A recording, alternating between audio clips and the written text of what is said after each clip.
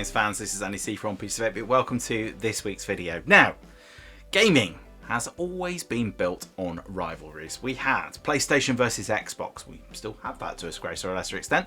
Mario versus Sonic, Call of Duty versus Battlefield, PC versus console. Every generation seems to have its defining battle. And arguments were fought in playgrounds, in magazines, internet forums, and of course nowadays, all over social media. Everybody wants to know the answer to the same question. Which one is better? Brackets, mine, usually.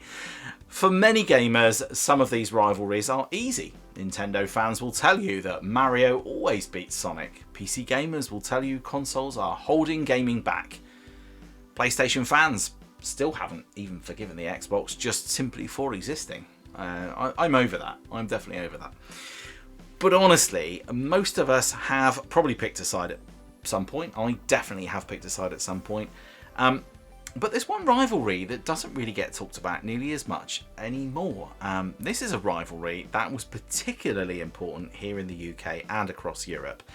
Because whilst Sega and Nintendo were battling out in living rooms around the world, especially in the US, another machine was quietly building a devoted army of fans. That is, of course, the Commodore Amiga. Now, on paper, this shouldn't even be a fair fight, right? The Amiga was a computer. The Mega Drive and the SNES and their rivals were dedicated games consoles. They were built for completely different purposes. And yet, for many of us growing up in the 80s and the early 90s, we genuinely didn't feel like we needed a console at all. I mean, why would we? We already had an Amiga. Well, my friend had an Amiga, I had a PC. Less said about that, the better.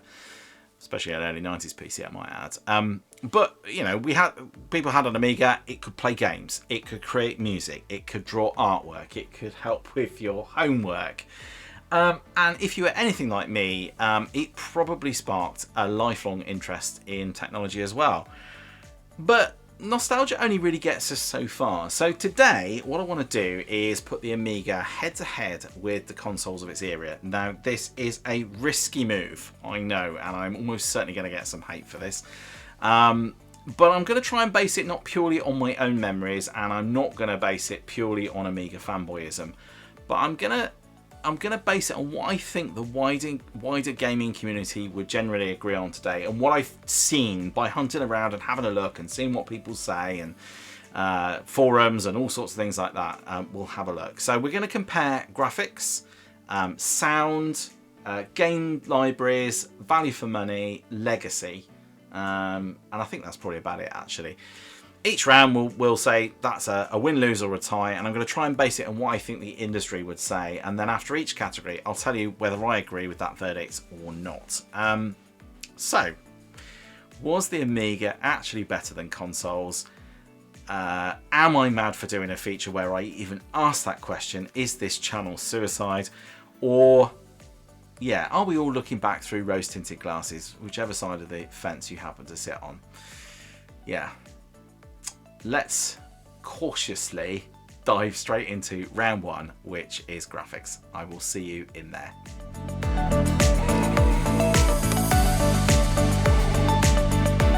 Now, I'm going to start with a really difficult round. Round one is graphics, and it is surprisingly difficult.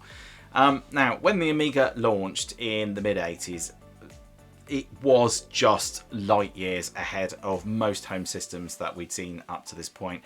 All home systems, frankly. And we're still in the 8-bit era of consoles as well, of course. The Nintendo Entertainment System, the Sega Master System, they just simply couldn't compete. So we're going to ignore them, I think. We're just going to park them to one side, and we're not going to compare. On the Amiga, we had games like Shadow of the Beast, Agony, Lionheart, and of course, as we looked at earlier in the week, the Amiga version of Stunt Car Racer, which we looked at, like I say, on the bit between. They looked astonishing, but the comparison becomes much harder when we start to look at the 16-bit generation of consoles that arrived in the shape of the Mega Drive and the SNES. Nintendo and Sega built their hardware specifically for gaming. Of course, their consoles. The Amiga, of course, was trying to be absolutely everything to everyone. The SNES eventually offered more colours on the screen. The Mega Drive often delivered that smoother scrolling and faster, dedicated arcade action. Yet, some of the most beautiful games of the era still appeared on the Amiga.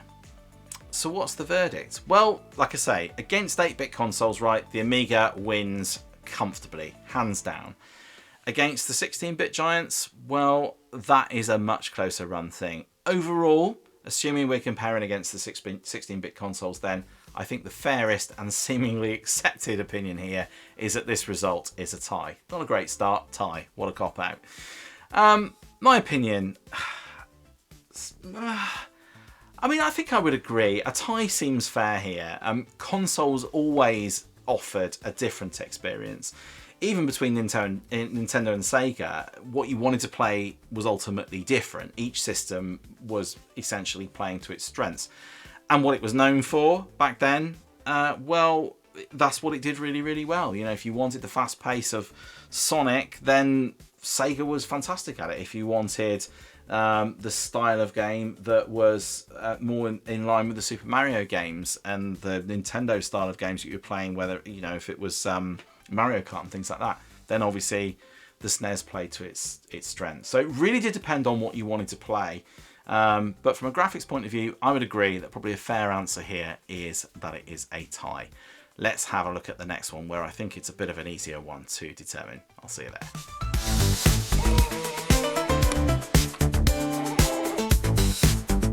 Now, this is where things start to get a little interesting. The second round is sound.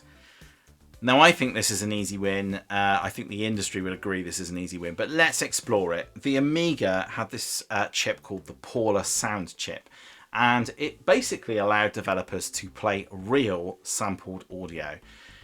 Back then, that was pretty crazy. That meant drums sounded like real drums, voices sounded like voices, and music often sounded years ahead of its competitors. Just take a moment to listen to Turrican 2, Shadow of the Beast, Lotus 2. Oh, man, I absolutely love the soundtracks in those games. The Mega Drive's FM synthesis had its fans, but a lot of players did say that they found it a little bit harsh. The SNES eventually delivered incredible soundtracks, but it arrived some years later. The Amiga's tracker music scene also helped to launch an entire generation of musicians and composers. And testament to this is that even today, Amiga music remains iconic. People still make music on it now, today, in 2026. It is incredible. So the industry consensus is clearly that the Amiga is going to take this round. Just because it was an all-purpose computer, you know, it was just so good at doing sound anyway. So when it translated to games, it was just fantastic. My view, well, I mean, this is easy. I agree as well. Now, that isn't to say there aren't some amazing soundtracks on the consoles. Far from it. But when it comes to versatility, the Amiga was just insanely good. What's also quite interesting, actually, here is that if you wanted to compose music digitally back then in the early 90s, many people considered that the Atari ST was the machine to go and get, and that had quite a reputation for composition. Some people would say Atari for sound, Amiga for graphics. But in hindsight, I think it's very clear that the Amiga was absolutely no slouch in this area, and the Amiga 500 versus Atari ST rivalry is just something I don't want to get into. I shall mention it no more today, because that is a whole different topic for a whole different video on a whole different day, and a whole bunch of new additional hate might come my way if I make some decisions there. So let's, without any further ado, let's get into our third round straight away right now.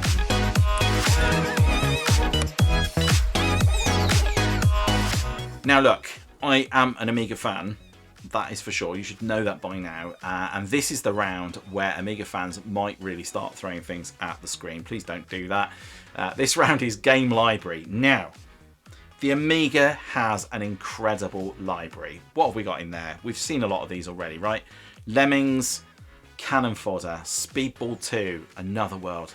Man, I love that game. The Chaos Engine, Populous, and so many more. But the console side is ridiculous. We've got, I mean, there's so many, more than I can list here, right? Mario, Zelda, Metroid, Street Fighter 2, Sonic, Mario Kart, Castlevania, Final Fantasy, Mega Man. I mean, these are just the ones that I'm just thinking about off the top of my head, right? When we're thinking about that era, and of course, if you think about it now, even that list is monstrous and huge. And when gaming historians rank the greatest games ever made, well, the console exclusives dominate those lists time and time and time again. Now, the Amiga has many classics. The consoles have many of the classics. So, as far as the industry is concerned, well, this round clearly goes to the consoles. 1-1 so far. My verdict on this? My verdict is not so clear-cut. Yeah, sure, right? The consoles have the franchises and the names. That is not in dispute. But when you look at the sheer innovation of the Amiga games, they are absolutely unrivaled in my opinion and uncapped by their platform. Use of the mouse alone just brings us so much more variety in the sorts of games that we can play. And on the face of it, yes, library probably has to win on console. I'd probably agree. I'd maybe concede that. But it's so much more nuanced than that. I'd really struggle to pick a winner here. It really just depends. But that said, it does lead very nicely into our next category. So let's skip over and have a look at round 4.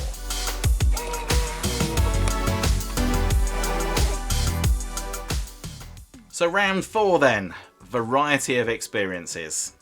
Now this, of course, is where the Amiga really shines. It really starts to show its strengths at this point.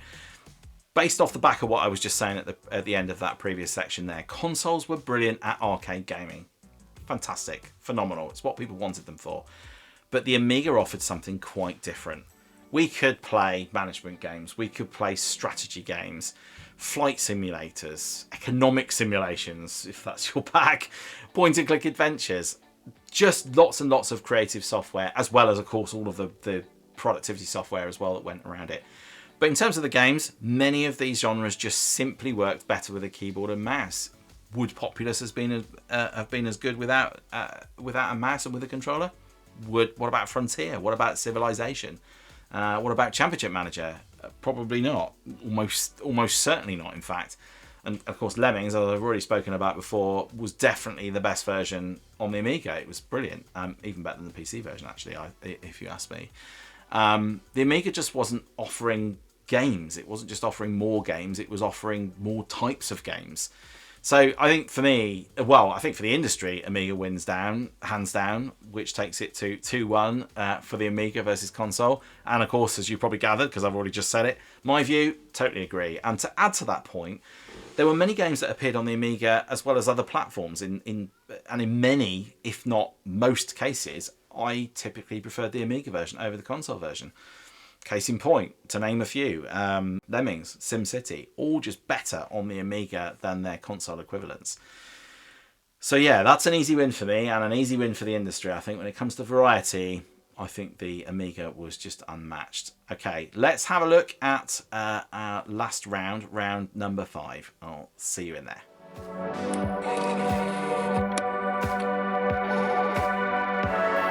Okay, round number 5. Value for money. Now, I think this is the category that explains why the Amiga was so successful in Europe. We've spoken about this a little bit before. Thank you so much for tuning into my video last week, by the way. Everybody was really engaged with that. It was fantastic. I will get to your comments, I promise. But, you know, when people were buying an Amiga, you know, and parents especially, they were thinking about it. They weren't just buying a toy. What they were buying was a computer, and it was one machine that happened to be able to play games, but it could also help with your homework. It could write letters, you could create artwork, make music, learn programming, make TV shows even. A SNES could play games. A Mega Drive could play games. That was it. You know, that's what they were for. That was their thing. An Amiga could do all of that really well, and then so much more. Was it more expensive? Yeah, of course it was. It was definitely more expensive, but it often replaced multiple devices, and for many families it was actually just much easier to justify. So really here, the verdict is a clear Amiga win, which takes the Amiga score to 3-1. It's looking almost unassailable now. I said it was the last round. It's not. There's one more. My thoughts? I totally agree. But I am from Europe, and we embrace this machine with open arms. Culturally, it was always going to win here for many of the reasons I discussed in last week's video. Go check that out, by the way, if you haven't done already. So let's get into what is actually the final round. That was the penultimate one. Let's get into the actual final round right away and see which has it in the next one. I'll see you there.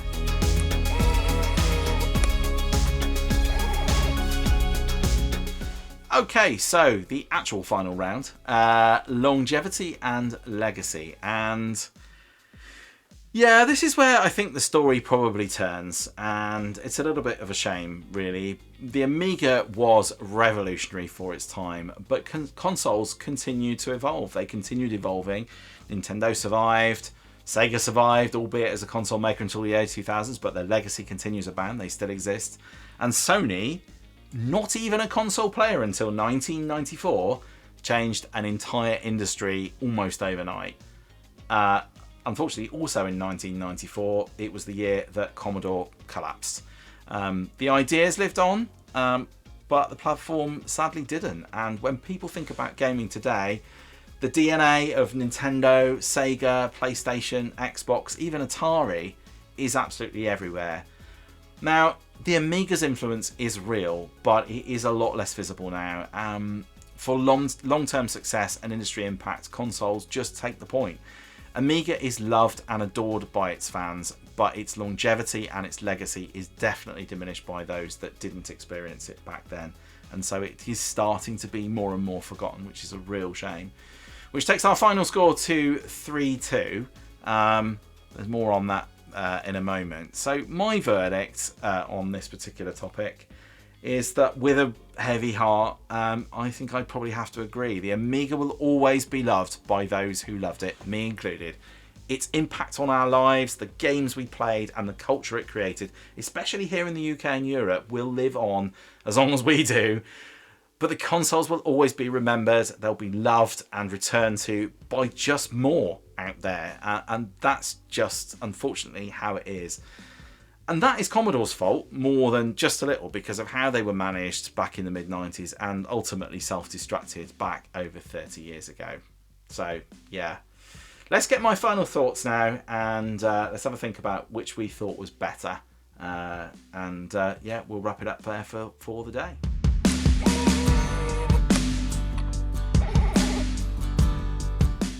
So then, the question that really matters: was the Amiga better than consoles? Well, on paper, the Amiga has it, according to these scores, 3-2. But, yeah, I know you're all going, oh, Andy, what are you going to do here? But really, it is more difficult than that. It really is. Which is better? The answer is... Please don't hate me. The answer is neither. It's a cop-out. I'm sorry, folks. I genuinely am sorry. And I genuinely think that most people probably land with what I've just said, really, went hand on heart. Because if your goal was to play the biggest gaming franchises, then the consoles are going to win it. If your goal was to own the most versatile entertainment machine of the era, then the Amiga wins. The truth is, they weren't really trying to do the same thing. One was a dedicated games machine. Many games machines. The other was a computer that just happened to be one of the greatest gaming platforms ever created. And that's why, more than 30 years later, of course, we are all still arguing about it. Those of us that care about it, of course. You could level many of the same arguments and considerations when you think about PC versus console nowadays. It really depends on what you want to do and what sorts of games you enjoy playing, really. I would just say, though, anyone today, one thing we can all agree on when it comes to best gaming platforms, it ain't Macs. And I can say that as an Apple Mac user for the last 24 years. It definitely isn't them. But yes, it is. It's a tricky one because it really does depend on what you like. Now, for me personally, the Amiga has such a big place in my heart. I love the style of games. I love the type of games on the Amiga, and it really did define my gaming journey through the mid-90s. I was more of a computer gamer, a PC gamer, until probably about 2000, until the PlayStation 2 generation. So it is really important to me. But, you know, I'm biased on that point of view. And if I take a moment to step back from it all, I think I'd have to, hand on heart, say, you know, you can't really compare the two very easily, which kind of makes this video pointless.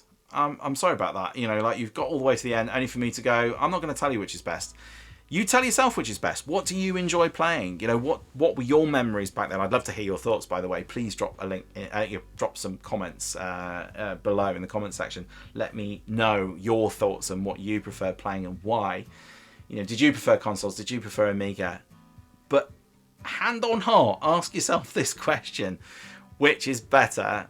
And then think about it in terms of what it is that you're trying to play. If you're someone that enjoys playing the sorts of strategy games and the point and click games and the Lemmings and those sorts of games, you're gonna pick the Amiga, because it is best, because it was best at that sort of thing. If you like running around loops and collecting rings and playing with the blue hedgehog, then you're gonna pick console, because Sonic was your favourite. Now for me, I did enjoy, but I loved both. I absolutely adored both. I loved all of the Mega Drive games and the SNES games and all that kind of thing back then as well. I played on the Amiga more. I probably have a softer spot for the Amiga. When it comes to what's better, it really did depend on the mood now. And that's why I've got so many consoles nowadays, because I can't decide. I'm the wrong person to ask. Don't ask me. If you ask me what's best, the PlayStation 5 or the Xbox Series X, okay, I'm going to say the PlayStation 5. But actually, joking aside, you know, like, it really depends on what I want to play. You know, there's some great games on the Xbox, there's some great games on the PlayStation, some great games on PC, there's great games on console. It really depends on my mood and what I want to play. So there you go. Total cop-out. Sorry for wasting everybody's time. Thanks for sticking with me. Okay, that is it for this week. Now, what's coming up on the channel? Well, I haven't actually decided on my video for next week. It'll be something Amiga related, so I'll keep this nice and short because there's not much to talk about. We do have a Retro Red Steve racing challenge to do in the next 7 days, so that may have already gone out by the time this video's gone out. 12th? No, probably not. I'll probably do it on the 14th or the 15th or whenever it's due, like I usually do. I just wanted to say thank you so much for your engagement in the video that I did last week. I've said it a couple of times now, but I just was absolutely blown away by how many views and how much engagement I had. I have so many comments to respond to, and I love all of your comments and engagement. I will get to them all and just say something to you. Thank you so much for watching. Some people take such a huge amount of time to write back to me on the comment section below. I really do appreciate it, so thank you so much. If you haven't seen last week's video, please do go check it out. I was talking about why the Amiga was such a big success for an American machine over here in the UK and Europe. Some of the points we've touched on today a little bit as well. So yes, that is it for my coming up next. If you enjoy this channel, enjoy the videos and the content on here, please do hit that like and subscribe button. Thank you so much for your support so far. Loads of new subscribers just lately, which has been brilliant. And obviously hit that bell icon for any notifications as well. I don't need to tell you twice, you all know that. But yeah, probably just leaves me to say, yeah, thanks all for watching. Please do all take care of yourselves, and I will see you in the next one. Until then, bye for now.